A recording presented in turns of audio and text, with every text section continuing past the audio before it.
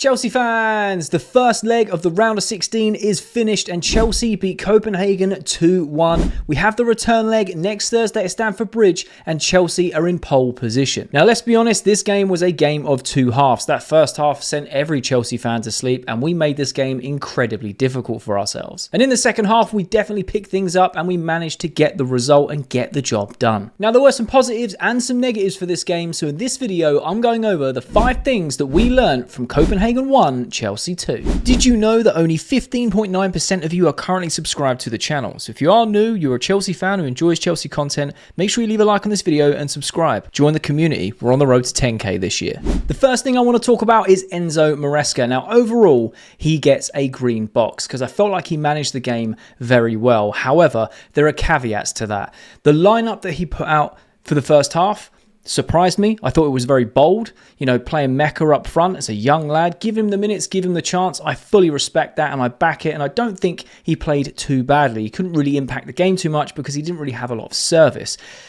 It was more the way that we played in the first half. It basically sent every Chelsea fan to sleep. Not saying that we were bad. A lot of people in my live watch along saying, oh, we're atrocious, we're terrible. And I don't think we were awful. We had a lot of possession. We dominated most of that game. The difference is we were not going forward, creating chances and being potent. That was the issue.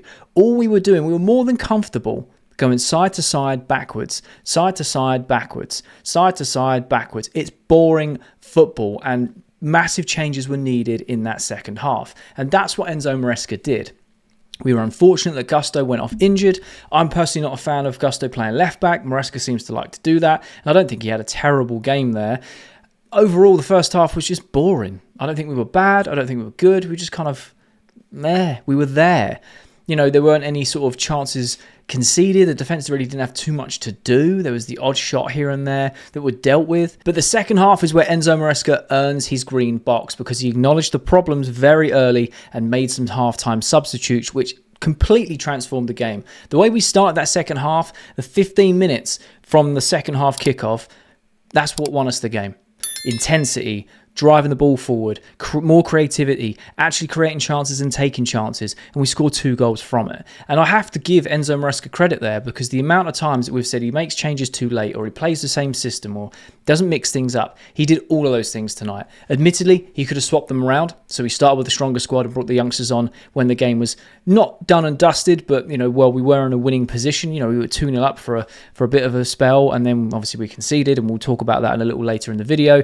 But I feel like Enzo Maresca is adapting as the season goes on. He is trying new people in new positions. Some of that is forced because we don't have the clientele available that he wants to use because they're injured or not in the squad. However, he's getting more creative. For a large spell of that second half, Tyreek George was playing as a number 9 and I felt like he played well there. We had Reece James in midfield for the full 90. He had a fantastic game, and we'll talk about him a little bit later in the video. So overall, I'm giving Enzo Maresca a green box, but it does come with caveats. I'm not masking over that first half because it was so boring. And I don't think that, even though that first selection, that first half team, it was very bold, and I respect him for giving Tyreek George his first start, and obviously Mecca giving him a start, giving him a chance. KDH, I still don't know what he does as a Chelsea player. He was just kind of there, not connecting and controlling the ball, not making any solid passes, not really defending. He was just kind of just there. So there were some mistakes in that, but you have to give Enzo credit because we've been demanding for him to be more creative and change things and making early subs, and that's exactly what he done, and that's how we won this game. The second thing I want to talk about is Reece James. What a performance from him from midfield. Now, look, I hold my hands up. At the start of the season and pre-season where we've tried Reece James in that sort of inverted position where he comes into midfield, or even if he just plays as a holder midfielder that drives forward, I've not really been a fan of it. I thought he looks very sluggish, looks not comfortable in that role, and he got caught out time and time again. Now, whether that was a fitness thing, whether it's him adjusting to that position, who knows? But tonight, he played fantastic. Copenhagen is the team in this competition that is seen as the toughest opponent, and they definitely were tonight, in considering our history so far in the Conference League. We've been slapping teams 4, 5, 6, 7, 8-0, and conceding the odd goal here and there. Copenhagen were a very good side. They're also a side like Chelsea who are usually in the Champions League, and they find themselves in the Conference League. And I feel like, just touching on the last point, Enzo Maresca kind of underestimated Copenhagen a little bit with his starting 11, but players like Reece James being so solid throughout the game Mate, what a player, and what a finish, by the way. That first goal, what a finish. He basically passed it in the net from 25 yards out. And look, he played fantastic in that role today. And if he plays like that for the rest of the season, unbelievable. If he can stay fit, he can go on a real good run of form here. Picking up goals, being solid in that midfield, giving that help to the other number 6, or driving forward with the ball, picking out the passes. I felt like when Enzo Fernandez came on the pitch and Reece James were linking up, it just completely transformed that midfield, and we were so much more potent going forward. So Reece James gets a green. He was awesome. The third thing I want to talk about is Enzo Fernandez. For me personally, he is my man of the match, and he only played 45 minutes. This guy was unreal tonight. He is such a gem, and he's not had the best of starts in a Chelsea shirt, right? He's gone for a very turbulent career so far. But in the last couple of months specifically, he's really come on leaps and bounds. He has been fantastic. And tonight, he was unreal. He came on at halftime, transformed the game. He was urgent getting the ball forward. He was looking for them creative diagonals and trying to set patterns of play up, get the players forward, create more chances. Scores himself an absolute peach of a goal. Now, you could say it was a tap-in. When the ball comes to him, he's underneath his feet. He has to adjust.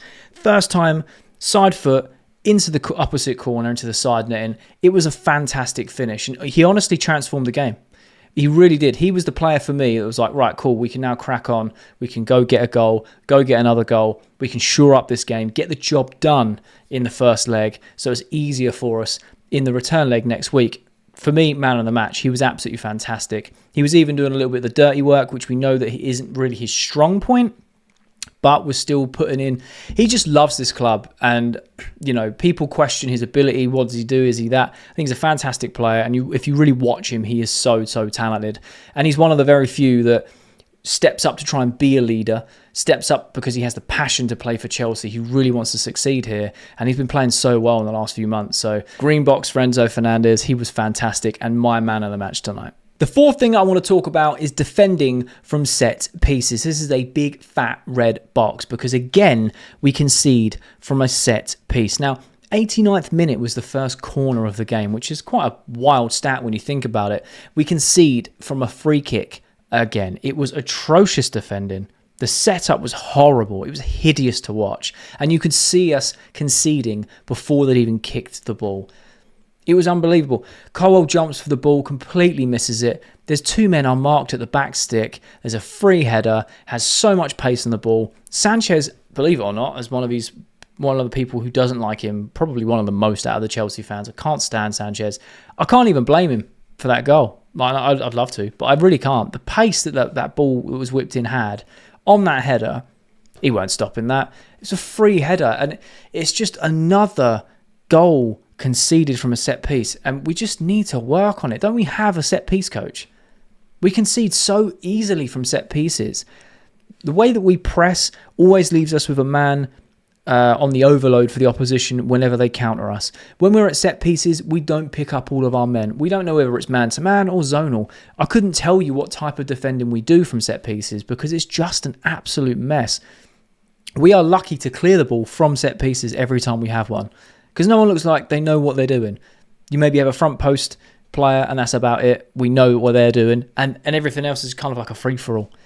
The set-piece defending is absolutely shocking, and we're in March now. It really needs to get sorted up. We need to tighten up at the back in those instances, because if we just keep conceding from set pieces, it's just another way for teams to get at us. They already know how we play. They always find it easy to break us down and hit us on the counter.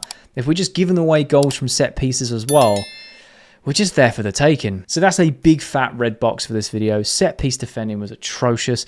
Kind of slashed with no clean sheet, because I felt like we could have held on and kept a clean sheet if we actually defended the set piece properly. And a clean sheet, 2-0 win away from home, is a fantastic result going into the second leg. 2-1 win is still a great result, don't get me wrong. And obviously they got away with away goals and stuff, but it's still a good result to be, at least 1 goal ahead going into your home game in the second leg. But having a clean sheet would have made it so much better. And the fifth and final thing that we learned from Copenhagen 1, Chelsea 2, is Tyreek George is an absolute baller. He had another fantastic game today. He was out on the left, he was out on the right, he was central as a 9. I'm so happy he got his minutes. He's got another assist to add to his tally. This guy is frightening. He's so young. He's raw. You can see his talent is becoming a little bit more sculpted. He's understanding the systems, getting in behind, not afraid to take a man on, always looking to pass to a player in a better position, not afraid to take a shot on if he's in a position to. This guy is the real deal. 18 years old. 18 years old, and I think he's got played 5 games and he's got 4 assists. I think something silly like that. It's wild. I don't care if it's the Conference League. For him at that age, it's first team football, it's first team minutes, it's European football. It's a big thing for him. And he's performing every time he plays. I want him to play Premier League games. I want him to be playing at Premier League minutes because at the moment, he's outperforming Sancho in terms of output and the way he actually plays in a game. Sancho came on today. He was all right, played on the right-hand side. We know he can play either. Noni Madueke is unavailable. But he kind of just fell into the, I'm here, I'm playing the system, doing my job. Wasn't outstanding, wasn't very poor, just kind of average, right? Tyreek George was fantastic. Even as a 9, making those runs, trying to split the defence open, make a bit more space for the midfield to run into. He was playing fantastic. Like I said, when he was on the left, when he was on the right, not afraid to beat a man, still pick a pass, and even get himself another assist. This guy's fantastic. Honestly, so impressed with him, and hopefully his form can continue and he can develop to be an absolute world beater. So those are the 5 things that we learned from Copenhagen 1, Chelsea 2. Do you agree or disagree? Let me know your thoughts and opinions down below in the comment section. I love having a conversation with you guys. At the end of the day, we got the result, and that's all I care about the most. We can perform poorly and get a result, and I'm happy with that. It's if the poor performances continue for a long period that it becomes very, very worrying, especially when you're not playing cup competitions. In a competition like this, look at the way we won the Champions League in 2021. We were not the best team in that tournament at all. But on the night, we were. And that's all that matters in European football. So I'll take it. I am super happy with the result. We go into the second leg 2-1 up with the advantage and a very strong position, being at home, having a stronger team available with players coming back from injury to see us over the line and get into the next round. Now, if you have watched this far to the end of the video, there'll be a thumbnail that pops up on the screen. So if you are a Chelsea fan who enjoys Chelsea content, make sure you click that thumbnail because you'll enjoy that video too.